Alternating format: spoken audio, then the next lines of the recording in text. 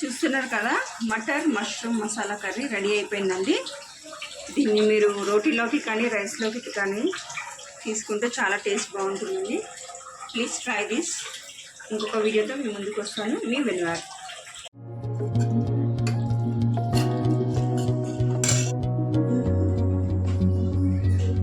Tomato fry చేసుకొని దాన్ని paste చేసుకున్నాం కదా, అదే గిన్నెలో నేను మళ్ళీ బటర్ వేసి చేస్తున్నాను. చూడండి,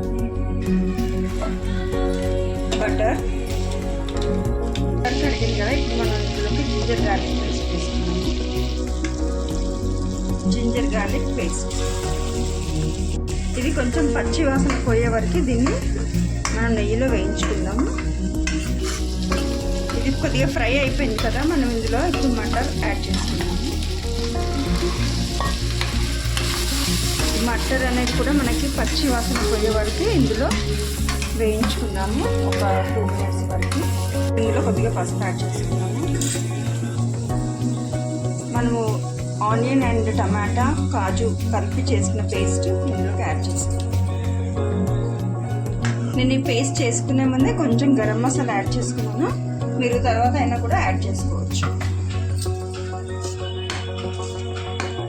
ఆయిల్ సపరేట్ అయ్యే వరకు దీన్ని ఒక లో ఫ్లేమ్లో ఒక 3 to 4 minutes వరకు ఉంచుకుందాం. దీన్ని కలుపుకుందాం ఒకసారి. కొద్దిగా కారం, సాల్ట్ టేస్ట్కి సరిపడా,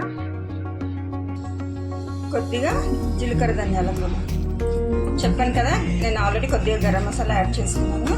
వీటన్నిటిని ఒకసారి కలుపుకొని మనము వీటిలోకి కొద్దిగా వాటర్ యాడ్ చేసుకున్నాము. ఇప్పుడు మనము కట్ చేసి పెట్టుకున్న మష్రూమ్స్ ఇందులోకి యాడ్ చేసుకున్నాం. ఇందులో కొద్దిగా వాటర్ యాడ్ చేసుకున్నాము.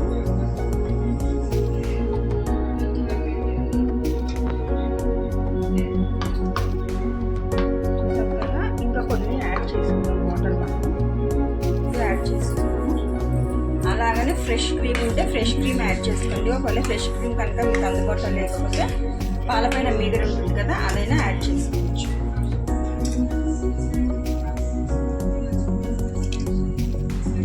నేను కొద్దిగా మీగడ యాడ్ చేసుకున్నాను.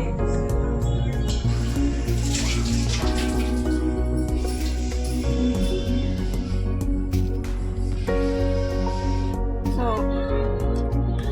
పన్నీర్ మనకి మష్రూమ్ మటర్ రెడీ అయిపోయిందండి. దీన్ని మనము కొత్తిమీరతో గార్నిష్ చేసుకొని ఒక 2 minutes నుంచి తీసేసుకుందాం. సో చూస్తున్నారు కదా, మష్రూమ్ మటర్ కర్రీ. ఈ వీడియో కనుక మీకు నచ్చినట్టయితే ప్లీజ్ లైక్ చేయండి, షేర్ చేయండి అండ్ సబ్స్క్రైబ్ చేయండి. Thank you for watching my channel. చూస్తున్నారు కదా, matar mushroom masala curry ready అయిపోయిందండి. దీన్ని మీరు రోటీలోకి కానీ రైస్లోకి కానీ తీసుకుంటే చాలా టేస్ట్ బాగుంటుంది. Please try this. ఇంకొక వీడియోతో మీ ముందుకు వస్తాను. మీ వెన్వార్.